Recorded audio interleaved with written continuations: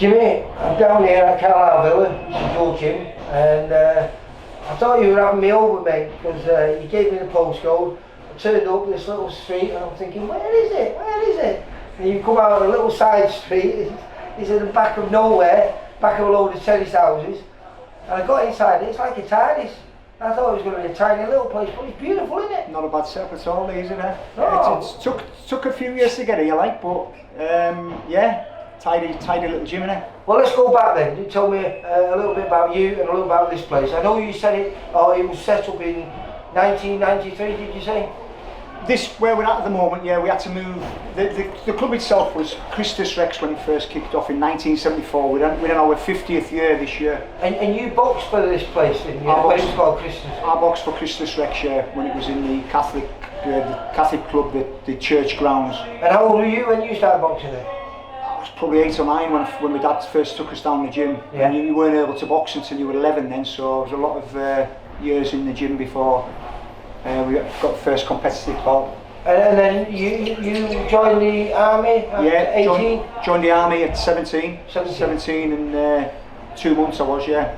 Just straight into the senior adult army as a senior. And did you box in the army? Yeah, boxed for the army, boxed for the combined services. Yeah. And were you ever win the combined services? Yeah, never won the combined services, but boxed at the end of the season. They all get together and you box for the combined services under the Navy, you box under the RAF, and you box under the Army. Yeah. A long career in the army as well. Yeah, 28 years. Yeah. 28 years. Where did you end up in there?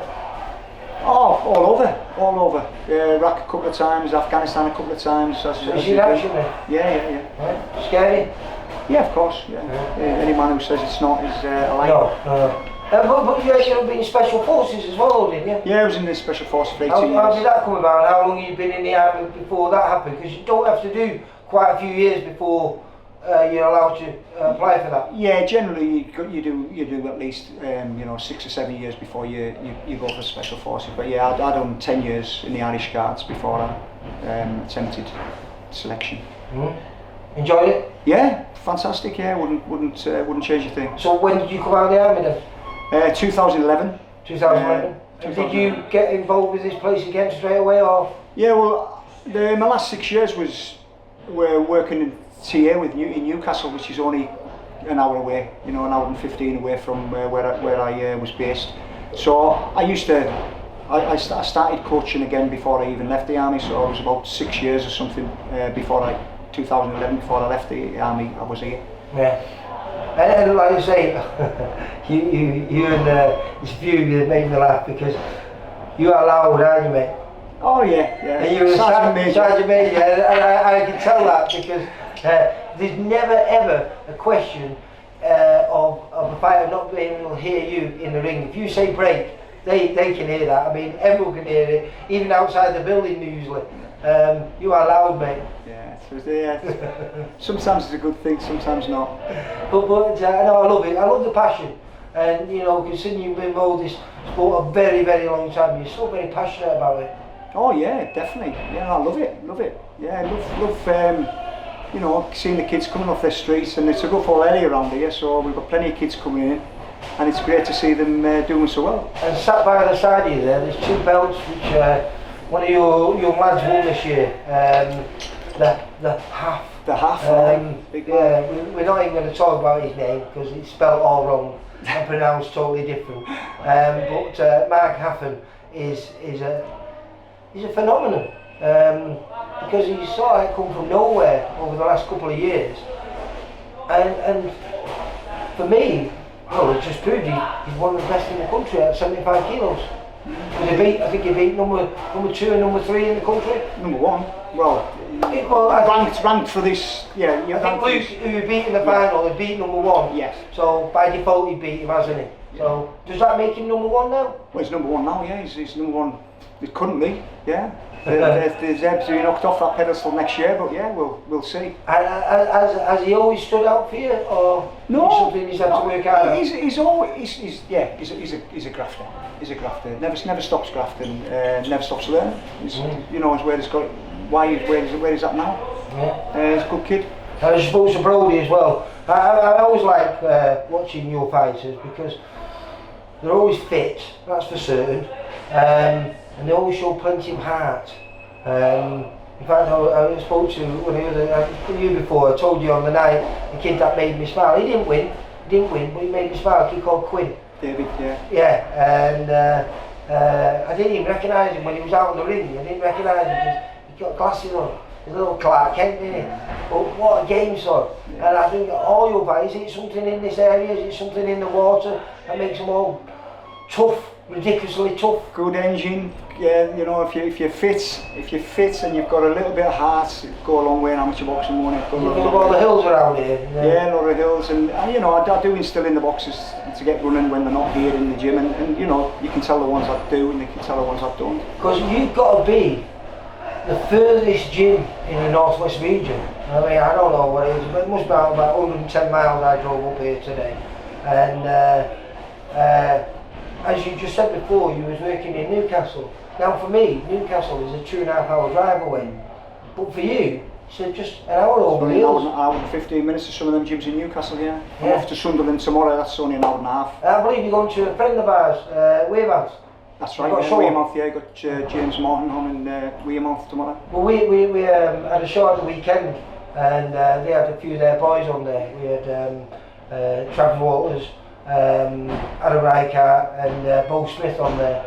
But they've got a quality gym, they've got a quality amateur gym, and they've now got quite a few quality pros. Yeah, they've got a good setup there. Tony Kelly and who's the other kid? John Stubbs. But I mean, John, yeah. they do tenacity together, yes. The pro side. I'm not sure of all the names of the gym, but he has got a good team, like you have here. I was just talking to Tony, he was doing the pads with Brody and Mark.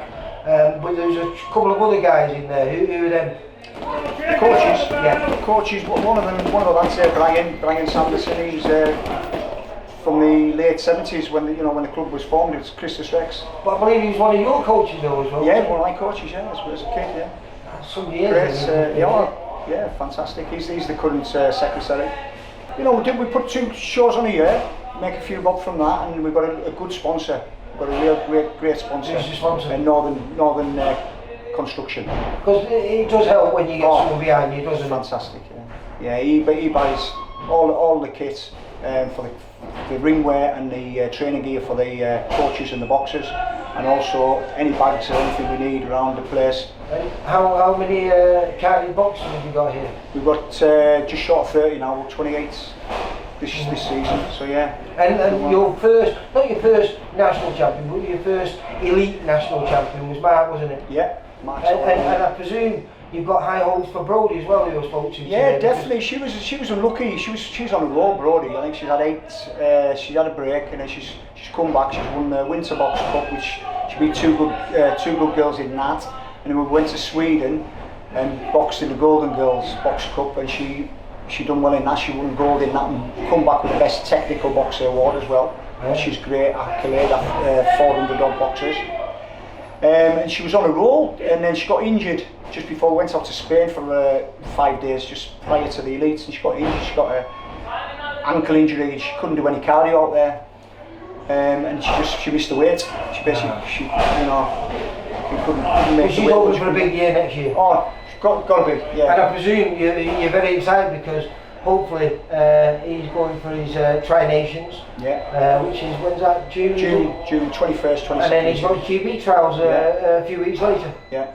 So you must be well excited for them. Oh yeah, he's like Brody's on the roll, Mark's on the roll now, 16 bouts this year, 16 wins. And must be good because, as I said before, you know, you're in the middle of nowhere. You know, like I say, I'm coming up on the M6, Carlisle, and in big letters above it, Scotland.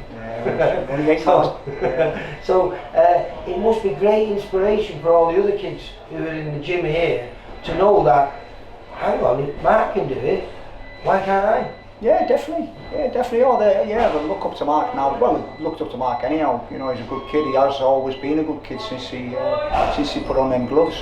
So yeah, definitely something for them to think about, and something for them to think to aim for.